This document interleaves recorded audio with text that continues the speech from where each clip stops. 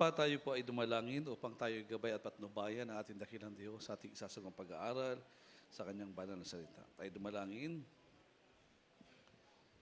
Dakila't pagpala naming Ama Diyos na makapangyarihan sa lahat, sa matamis at makapangyarihan pangalan mo, pinakamamahal na Panginoong Jesus, amang banal, minsanan pa, sa pangunang dalangin ng aming minamahal at ginangal pastor and time prophet mo ng bawat sa amin at sa puso nagpupuri, nagpapaabot ng dakilang pasalamat na muli namin naipaabot ang isang kataas-taasang pagpupuri sa iyong marilag at makapangyarihang pangalan. Pinakamamahal na Panginoon, muli kami humihingi kahabagang kapatawaran. Saan man nasumpungan naman nasabi, naisip na kilos man na hindi mo kinanugdan, patawan bawat sa amin. Pinakamamahal na Panginoon sa oras ito ng paghahayag ng iyong palasalita. Ikaw po ang maglagay mga salita sa mga labis. Saganang sa akin, walang magagawa. Malinaw pong ipaunawa ang kahalagahan ng iyong banal salita sa lahat nakikinig sa mga oras ito. Kaya samahan mo kayo't pagpalait mo sa madalangin, sa matamis at makapangyarihang pangalan ni Jesus. At sama-sama namin sinasaway lahat ng uri, demonyong kuwasanas, lumayas ka sa makapangyarihang pangalan ni Jesus. I by you say the mighty name of Jesus. Amen. Praise God. Purihin po ang ating pinakamamahal na Panginoon. Purihin po ang ating dakilang Diyos. Minsan nagpapaabot sa kataas-taas ang pagpupuri, pagluwalhati, pagdakil at parangal, una tigit sa lahat, sa ating pinakamamahal na Panginoong Hesus. At ako rin pinagpapaabot ng dobleng paggalang sa ating minamahal ginangalang Pastor our daily beloved evangelist, Weldy Estrada Almera, man of God, prophet of God. Ganon din po sa kanilang minamahal mga anak, minamahal sa buhay, at sa lahat kabalikat sa mga gawain na ating pinakamamahal na Panginoon, at patuloy po nating inaalala ang precious memories sa ating beloved son pastor, ng kanyang mga turot aral, ay naging mabuting bagay sa bawat isa sa atin. Pagbati din po sa lahat po ng ating minamahal kapatiran, sa lahat po ng ating minamahal kabisita. Welcome po sa banal na gawain ng ating pinakamamahal na Panginoon. Purihin po ang ating dakilang Diyos. Everybody say, praise the Lord. Dakila ang Diyos. Tunay na mabuti ang ating pinakamamahal na Panginoon. Amen? Minamahal, ano po ang sabi ng banal na kasulatan? Kung bakit tayo, pagmamahal ko, ay patuloy na kinakahabagan ng ating dakilang Diyos. Patuloy tayong binibigyan kalakasan ng ating pinakamamahal na Panginoon. Patuloy po tayong pinagpapala ng ating dakilang Diyos. Bakit? Dahil ang sabi ng banal na kasulatan, tayo po ay pinili ng ating pinakamamahal na Panginoon. Amen? Ano po ang sabi dito, kinamahal, pakibasa po. Mateo 22:14, sundan po ng Juan 15:16. Mateo Kapitulo 22, versikulo 14. Ito po ang nakasaad. Sapagkat marami ang mga tinawag, datapwat kakaunti ang mga hinirang. Amen. Amen. Praise God. Purihin po ang ating pinakamamahal na Panginoon. Ang ating dakilang Diyos, ang siyang maglangis ng kanyang banal na salita. Ano po ang sabi ng banal na kasulatan ng minamahal? Kung bakit tayo po ay naam dito, tinatamasa po natin yung dakilang pagpapala na nagmumula sa ating pinakamamahal na Panginoon. Bakit? Dahil banal na kasulatan nagsasabi, tayo po ay pinili ng ating pinakamamahal na Panginoon. Amen? Tayo po ay hinirang ng ating dakilang Diyos. Kaya nga sabi ng banal na kasulatan, sapagat marami ang mga tinawag, datapwat kakaunti ang mga hinirang. Amen? Tayo pang namahal ay naam dito. Patuloy po natin tinatamasa ang dakilang pagpapala ng ating dakilang Diyos. Bakit? Dahil tayo hinirang, pinili ng ating pinakamamahal na Panginoon. Amen? Yan po ang layunin ng mahal. Kung bakit tayo po ay pinili o hinirang man ng ating dakilang Diyos, inamahal ko, upang tayo po ay pasaganain ng ating dakilang Diyos. Upang tayo po ay magsipagbunga. Ano po ang sabi dito? 1:15-16. Sa aklat ng Juan, kabanatang 15, talatang 16. Ako'y hindi niyo hinirang, ngunit kayo'y hinirang ko, at akin kayong inihalal upang kayo'y magsiyaon at magsipagbunga, at upang manatili ang inyong bunga, upang ang anuman inyong hilingin sa Ama, sa aking pangalan, ay maibigay niya sa inyo. Amen. Amen. Praise God. Purihin po ang ating pinakamamahal na Panginoon. Ano po ang sabi ng banal na kasulatan kung bakit tayo mo ay pinili, hinirang ating dakilang Diyos? upang tayo lubos sa pagpalain ng ating pinakamamahal na Panginoon. Amen? Dahil banal na kasulatan nagsasabing na mahal ko, hindi tayo ang pumili sa Diyos. Mismo ang ating dakilang Diyos ang siyang pumili sa bawat isa sa atin. Amen? Upang tayo lubos sa pagpalain ng ating dakilang Diyos. Hindi upang makamtan natin naman ang kabiguan o ang kawalang pag-asa, kahirapan man sa ating buhay. Tayo pinili ng ating dakilang Diyos naman upang tayo naman ay magsipagbunga at lubos tayong pagpalain ng ating pinakamamahal na Panginoon. Amen? Yan po ang layunin ng mahal. Unang bagay yan kung bakit tayo tinawag ng ating dakilang Diyos. Upang tayo magsipagbunga at kamtin natin ang pagpapala na nagmumula sa ating pinakamamahal na Panginoon. Ano po ang ikalawang bagay? Bakit tayo tinawag ng ating dakilang Diyos? Pakibasa po. Unang Pedro 2:9. Dito po sa aklat ng unang Pedro, kabanatang 2, talatang 9. Datapwat kayo isang lahing hirang, isang makaharing pagkasaserdote, bansang banal, bayang paghaharing sarili ng Diyos, upang inyong ipahayag ang mga karangalan niyang tumawag sa inyo mula sa kadiliman hanggang sa kanyang kagilagilalas na kaliwanagan. Amen. Amen! Praise God! Purihin po ang ating pinakamamahal na Panginoon. Ano po ang sabi ng banal na kasulang na mahal? Ikalawang bagay kung bakit tayo hinirang, pinili ng ating pinakamamahal na Panginoon. Ano po ang sabi dito ng mahal ko? Hindi upang sarilinin natin ang pagpapala ng ating dakilang Diyos. Amen? Ano po ang sabi dito? Tayo tinawag ng ating dakilang Diyos, hinirang tayo ng ating pinakamamahal na Panginoon upang ating ipahayag ang karangalan niyong tumawag sa bawat isa sa atin. Amen? Yan po ang inamahal, ang layunin ng ating dakilang Diyos. Hindi upang tayo maging tao-tauhan lamang.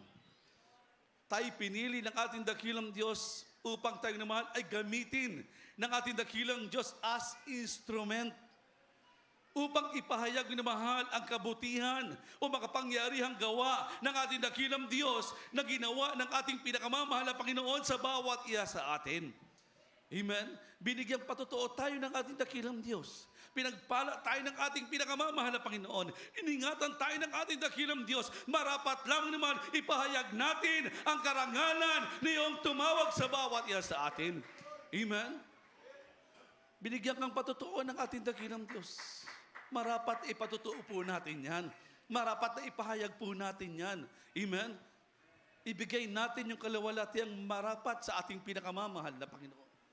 Pinagpala ka sa lahat ng bagay na mahal, ipatotoo po natin yan. Amen? Ipahayag po natin yan. Sa lahat ng bagay, pinagpala ka ng ating dakilang Diyos sa material, financial, physical, pinagaling ka ng ating dakilang Diyos. Lalo't higit sa spiritual at kapala, ipahayag po natin yan. Amen? Dahil yan ang layunin ng ating dakilang Diyos. Sinimahal ko, kung bakit tayo hinirang, pinili ng ating pinakamamahal na Panginoon. Amen? Kaya isang mabuting bagay na mahal na tayo po ay patuloy nagpapahayag ng kabutihan ng ating pinakamamahal na Panginoon. Amen? Huwag po nating ikahiya, ang mahal ko, yung pagpapalang ipinagkaloob ng ating dakilang Diyos sa atin. Amen? Dahil ang nagkaloob niyang naman hindi tao, kundi ang ating dakilang Diyos. Amen? Kaya marapat ibalik lang po natin yung kalawalatiang marapat sa ating pinakamamahal na Panginoon. Amen? Ano po ang sabi ng mga kasulatan? Kapag isinagawa po natin ang bagay na yan, niluwalhati natin ang ating dakilang Diyos, ipinahayag po natin ang karangalan ng ating dakilang Diyos sa buhay. Siya ang nagsabing naman, Mateo 6:33, na lahat ng bagay ay ipagkakaloob sa iyo ng ating dakilang Diyos sa ikabubuti. Amen? Lahat ng bagay ipagkakaloob sa iyo ng ating dakilang Diyos. Pangako ng ating pinakamamahal na Panginoon, datapat hanapin mo muna ang kaharian ng ating dakilang Diyos at lahat ng bagay ay ipagkakaloob ng ating pinakamamahal na Panginoon sa ikabubuti. Amen? Dahil ang ating dakilang Diyos, siya po ay dakilang Diyos na ating pinaglilingkuran. Mabuting Diyos. Amen? Hallelujah, na ating pinaglilingkuran. Ni minsan, hindi tayo niiiwanan. Ni minsan, hindi tayo pababayaan ng ating dakilang Diyos. Amen? Datapat, hanapin mo lang munang naman ang kaluwalhatian ng ating pinakamamahal na Panginoon. Hanapin mo muna ang karangalan, mukha ng ating dakilang Diyos sa buhay. Amen? Kaya sabi di na mahal, kung bakit ay tinawag ng ating dakilang Diyos, ikalawang bagay upang ipahayag po natin ang karangalan ng ating pinakamamahal na Panginoon. Amen? Kaya ano po ang sabi ng mga kasulatan, ang pagpapalang ito na pinagkaloob ng ating dakilang Diyos sa bawat isa na sumasampalataya sa ating pinakamamahal na Panginoon. Ano po ang sabi dito? Ito po'y pakaingatan natin. Amen? Pakaingatan po natin. Bakit? Dahil banal na kasulat at nagsasag na mahal ko, ang pagpapala ng ating dakilang Diyos, ito po ay hindi nagmula sa atin. Amen? Hindi sa ating kalakasan, hindi sa ating kapangyarihan. Ito ay kaloob ng ating dakilang Diyos. Ano po ang sabi dito ng mahal? Efeso 2, 8, 9 hanggang 12. Talon sa 12. Ang sulat ni Pablo sa mga taga-Episo, Kapitulo 2, versikulo 8, 9, talon sa 12. Sapagkat sa biyaya kayo nangaligtas sa pamamagitan ng pananampalataya, at ito'y hindi sa inyong sarili, ito'y kaloob ng Diyos. Hindi sa pamamagitan ng mga gawa, upang ang sino man ay huwag magmapuri. 12. Na kayo ng panahong yaon ay mga hiwalay kay Kristo, na mga di kabilang sa mga bansa ng Israel at ang mga ibang lupa tungkol sa mga tipan ng pangako, na walang pag-asa at walang Diyos sa sanglibutan. Amen. Amen. Praise God. Purihin po ang ating pinakamamahal na Panginoon. Ano po ang sabi ng banal na kasulatan ng mahal? Pakaingatan po natin yung bagay na pinagkaloob ng ating pinakamamahal na Panginoon. Yung dakilang kaligtasan na pinagkaloob ng ating dakilang Diyos sa bawat isa sa atin. Pakaingatan po natin ng mahal yung pagkapili, pagkahirang ng ating dakilang Diyos sa bawat isa sa atin. Bakit? Dahil ang sabi ng banal na kasulatan, ito po ay hindi nagmula sa ating kalakasan. Hindi ito nagmula sa ating kapangyarihan, mga mahal. Ang sabi ng banal na kasulatan, ang pagpapalang ito ay nagmula sa ating pinakamamahal na Panginoon. Amen? Sa ating dakilang Diyos nagmula ang lahat ng bagay. Wala tayong mahal, zero po tayo sa lahat ng bagay. Amen? Tanging sa ating dakilang Diyos ang lahat ng bagay. Amen? Kaya sabi dito na pakaingatan po natin ang kaloob ng ating dakilang Diyos. Hallelujah. Libreng ipinagkaloob ng ating pinakamamahal na Panginoon. Dahil nga sabi ng mga kasulatan, nung araw wala po tayo. Tayo'y walang Diyos, walang pag-asa, at walang tagapagligtas. Amen? Subalit sa habag ng ating dakilang Diyos na mahal, sa dakilang pagpapala ng ating dakilang Diyos sa pinagkaloob sa bawat isa sa atin. Naramdaman natin ng mahal sa ating buhay. At totoong pagpapala ng ating pinakamamahal na Panginoon. Bakit dati-rati tayo nasa kawalang pag-asa, nasa kaguluhan ng buhay natin. Wala tayong makitang kaliwanagan. Subalit ngayon, nakita natin sa ating buhay na mahal na dati-rati walang pag-asa, binigyan tayo ng dakilang pag-asa ng ating pinakamamahal na Panginoon. Dati-rati tayo nasa kabiguan. Ngayon na mahal, lubos po tayong pinagpala ng ating pinakamamahal na Panginoon. Sa lahat ng bagay, tayo pinagpala ng ating pinakamamahal na Panginoon. Amen? Pinagpala tayo ng ating dakilang Diyos dahil yan ang sinasabi ng mga kasulatan. Ang lahat na kay Kristo, sila ay bago ng nilalang. Amen? Pakibasa po, kinamahan. Sa aklatang ikalawang Korinto, Kapitulo 5, versikulo 17, ganito ang nasusulat. Kaya't ang sino man ay nay kay Kristo, siya ay bagong ninalang, at ang mga dating bagay ay nagsilipas na. Narito, sila ay pawang naging mga bago. Amen. Amen! Praise God! Purihin po ang ating pinakamamahal na Panginoon. Purihin po ang ating dakilang Diyos. Everybody say praise the Lord. Palakpakan po nating malakas na makakarating sa trono ng biyaya ang ating pinakamamahal na Panginoon. Dakila ang Diyos sa ating pinaglilingkuran. Amen? Marapat lang papurihan, pasalamatan ang ating pinakamamahal na Panginoon. Amen? Ano po ang sabi dito na mahal? Naramdaman natin ang pagpapala ng ating dakilang Diyos na ito nung araw ay wala sa atin. Bakit? Dahil sumasa atin ang ating pinakamamahal na Panginoon. Naramdaman natin ang pagpapala ng ating dakilang Diyos. Bakit? Dahil kasama natin ang ating pinakamamahal na Panginoon. Amen? Ano po ang sabi ng mga kasulatan? Lahat ang na kay Kristo, sila ay bago ng nilalang. Lahat ng mga luma ay nagsilipas na, lahat ay pawang naging mga bago. Amen? Yan ay pagpapala ng ating dakilang Diyos, minamahal. Walang sino man makapagbibigay ng bagay nito na pinagkaloob natin dakilang Diyos sa bawat isa sa atin. Kaya ang sabi dito, pakaingatan po natin ang kaloob ng ating dakilang Diyos na nasa atin. Amen? Dahil walang ibang daan, minamahal, ng dakilang pagpapala. Walang ibang daan ng dakilang kagalingan. Amen? Ano po ang sabi dito? Iisa lang ang daan, ang ating pinakamamahal na Panginoong Hesus. Amen? Dahil siya nagsabi ng mahal, siya ang daan ng buhay at ng katotohanan. Juan 14:6. Pakibasa na rin po naman. Pakisama niyo na rin po. Dito po sa Juan, Kapitulo 14, verso 6. At sabi ni Jesus, ako ang daan, ang katotohanan at ang buhay, at walang makaparoon sa Ama, kundi sa pamamagitan ko. Amen. Amen! Praise God! Purihin po ang ating pinakamamahal na Panginoon. Purihin po ang ating dakilang Diyos. Ano po ang sabi dito na mahal? Wala pong ibang daan.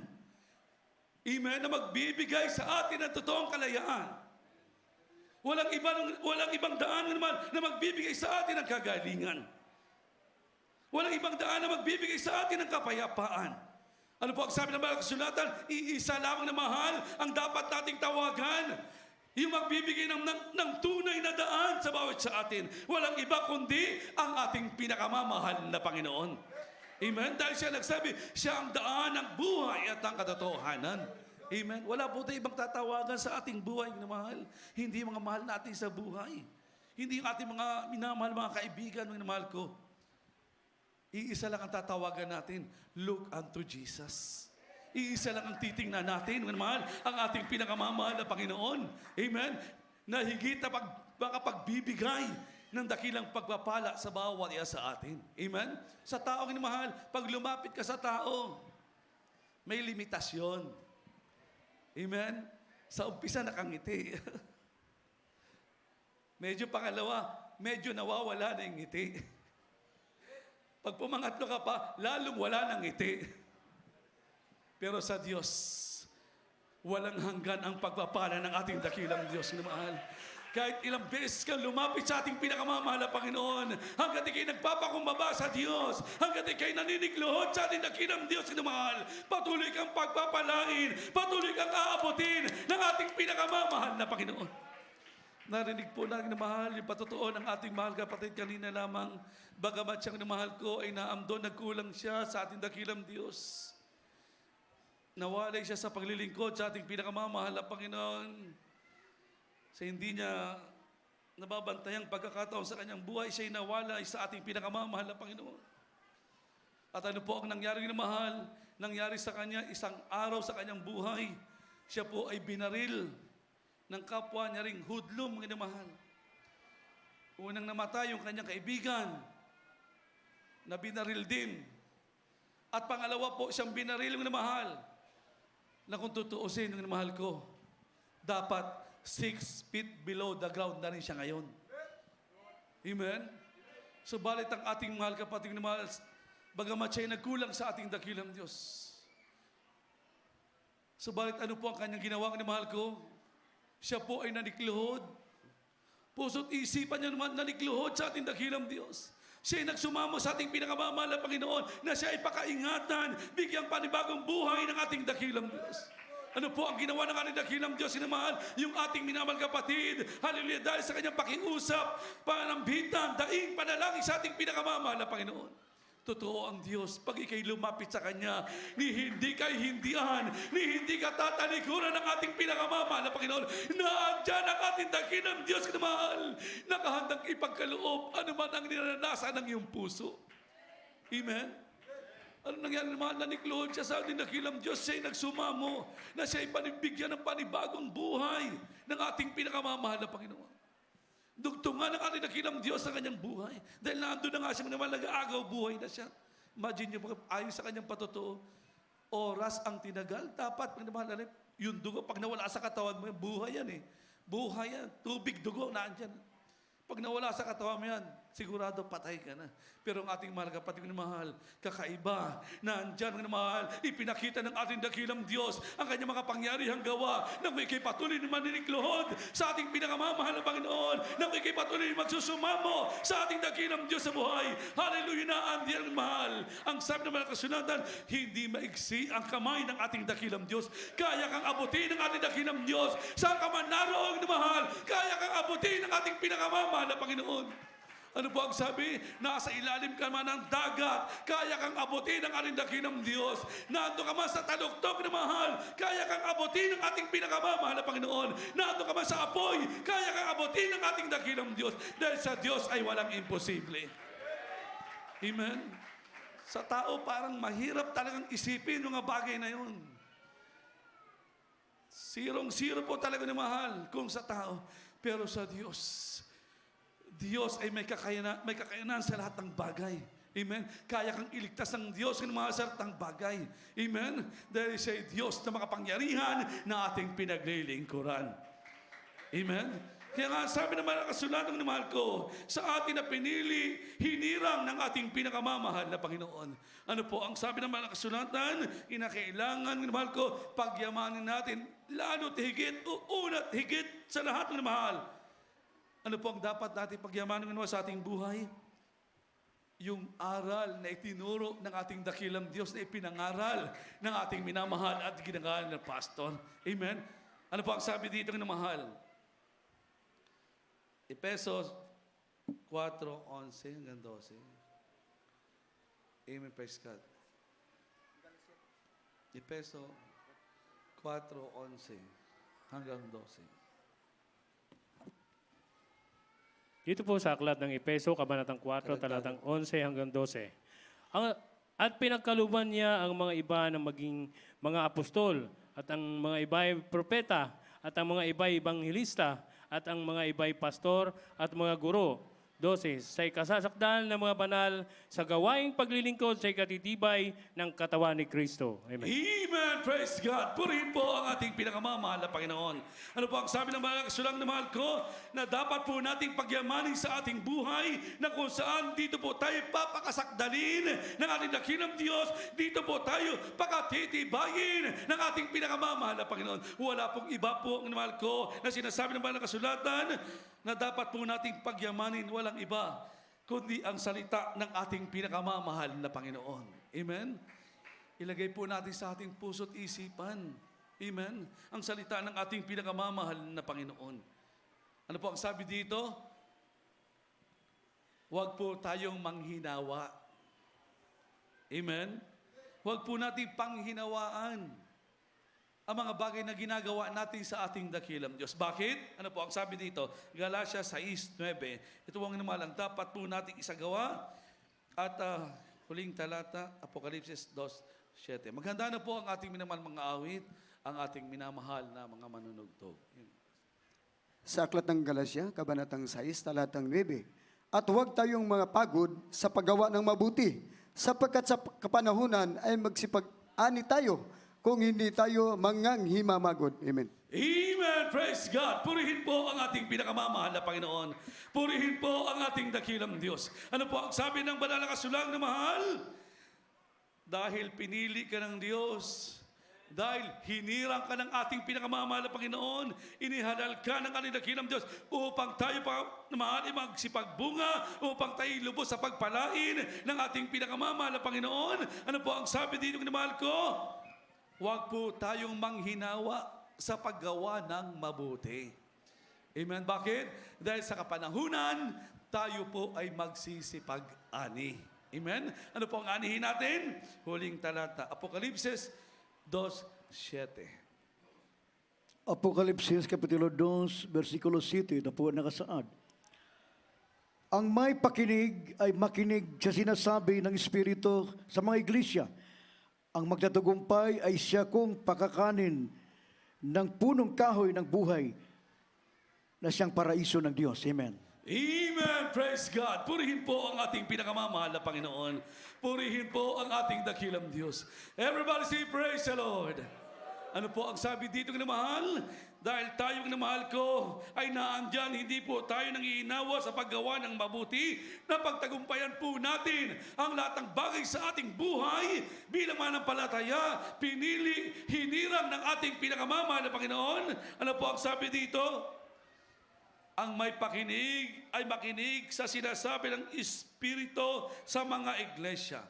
Ang magtatagumpay ay siya kong pakakanin ng punong kahoy ng buhay na nasa paraiso ng Diyos. Purihin po ang ating pinakamamahal na Panginoon. Yan po ginamahal ang mana ng bawat isang naglilingkod, pinili ng ating pinakamamahal na Panginoon. Ano po ang sabi dito na mahal? Makakasama natin ang ating dakilang Diyos saan? Sa paraiso ng ating pinakamamahal na Panginoon. Na doon, ang sabi dito, hindi ka na magugutom pa. Amen? Bakit? Dahil pakakanin ka ng ating dakilang Diyos ng punong kahoy ng buhay. Purihin po ang ating pinakamamahal na Panginoon. Purihin po ang ating dakilang Diyos. Ano mahal, papurihan po natin ang ating pinakamamahal na Panginoon. Luwalhatiin po natin ang ating dakilang Diyos. Patuloy po tayong manikluhod sa ating dakilang Diyos na ating pinaglilingkuran. Dahil ang ating dakilang Diyos, siya po, mahal, ay mabuting Diyos. Mapagpalang Diyos na ating pinaglilingkuran. Kaya sabi ko na mahal, huwag po tayong manghinawa sa paggawa ng mabuti sa ating pinakamamahal na Panginoon. Patuloy po nating itaas ang marilag at mga pangyarihang pangalan ng ating dakilang Diyos. Dahil naandyan ang ating dakilang Diyos, siya po'y nakahandang na mahal ko na tumugon sa lahat ng ating mga hinaing. Ang ating dakilang Diyos, siya po'y naandyan na mahal ko, nakahandang tumugon sa lahat ng ating mga panalangin. Amen. Huwag ka lang manghinawa sa paglilingkod sa ating pinakamamahal na Panginoon.